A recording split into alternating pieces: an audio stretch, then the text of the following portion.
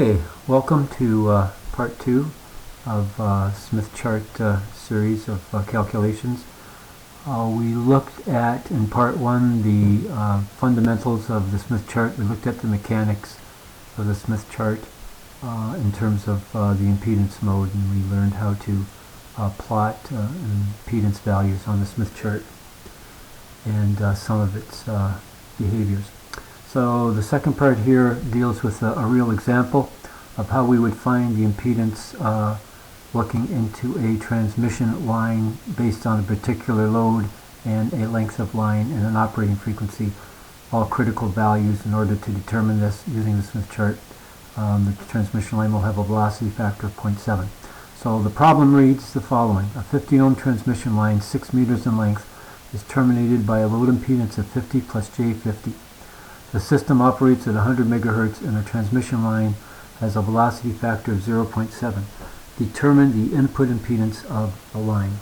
So we'll start the slideshow. And we now see our first step. We have a paper Smith chart. Once again, we'll be looking at the paper Smith chart for several of our series before we look at the computerized version. So we must normalize the load impedance to the Smith chart. Our load impedance is 50 plus J50, and we want to make the center of the Smith chart 50 ohms. So in order to do that, we normalize it by dividing 50 ohms, our desired impedance, into the load impedance. And that gives us a value of 1 plus J1. So you'll see the red arrow goes to a red circle. The red circle defines where our real value of 1 and our inductive reactive value of 1 intersect. So by virtue of the fact that it says plus J1, we know that we're in the upper hemisphere, and that is an inductive value. So our complex impedance is a real plus inductive reactive value. So if you want to find how you get to those 2 points, you just simply follow those 2 lines till they intercept, 1 plus J1. So now that we know where our load impedance is positioned on the Smith chart, we draw what's called a impedance circle of the transmission line. This impedance circle can be drawn with a compass, and you simply take your 2 points from the center to the load and draw the circle. So anywhere on that circle will be a different impedance value.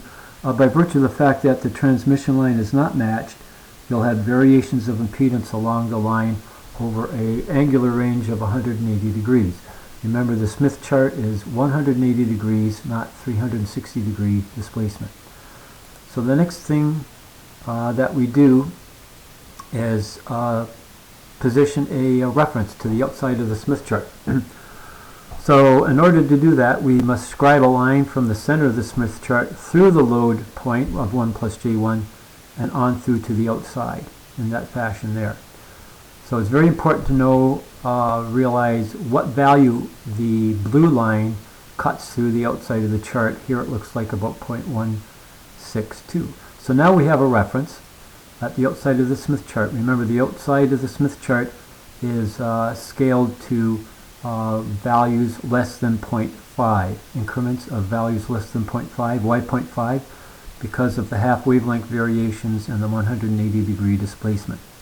So now that we have the reference, we can move toward the generator, but we must do a calculation first. So there's our calculations to the top left. If we divide the speed of light by the operating frequency of 100 megahertz, multiply it by the velocity factor, we find that we have a guide wavelength of 2.1 meters. Our transmission line is 6 meters long. Divide 2.1 into 6 meters, and we find that we must go 2.857 rotations clockwise in order to get back to the source. Now, we really only need to rotate within the last half wavelength because the Smith chart is restricted to 1 wavelength rotations. That's easy to do. We subtract 2.5 from 2.857, and we're left with a value of 0.357 incrementations on the outside of the Smith chart. So it's less than 0.5.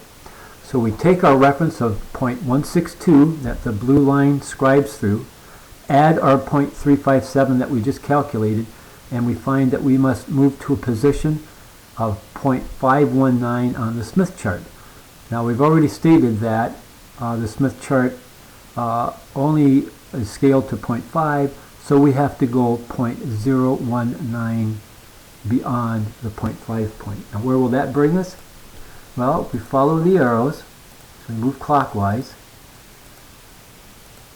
the arrows will bring us to that point, and where that point is, we scribe a line from the center of the Smith chart out to 0.519 or 0.019, and where the blue line now intercepts the impedance circle, that will define the impedance looking into the transmission line. So you can see the circle that we've just added is over that point of the transmission line. So the transmission line defines both positions of source impedance and load impedance. And we've just determined the source impedance. And we call that the impedance looking into the line. In other words, that's the impedance a source would be seeing at its connection point. Now what is that impedance? Well, we can determine the normalized value at that point right there where the orange arrow is illustrating. And looking at that point, we find that we have an input impedance, a normalized value of 0.38 plus J1. We can also determine the load admittance, just as a side note, by extending the blue line from the source through to where the circle in the southern hemisphere of the impedance circle is, and we can find our load admittance. And there's the 2 points right there, our impedance looking into the line and the load admittance. The load admittance we don't really need in this example, but for future reference, that's how you would perform that act. Now, final point, how do we convert that source impedance back to a real-world impedance, or an unnormalized value? So the question at the bottom right states, what is the real-world impedance looking into the line? Well, we simply take the 0.38 plus J.1, and it's plus J because we're still in the inductive reactive hemisphere of the Smith chart. We multiply it by 50, and we find we've got a real-world input impedance of 19 plus J 5 ohms. Thank you. So there will be a part 3 that will be looking at a more advanced version of impedance matching using a stub, and in that application we'll have to be in the admittance mode.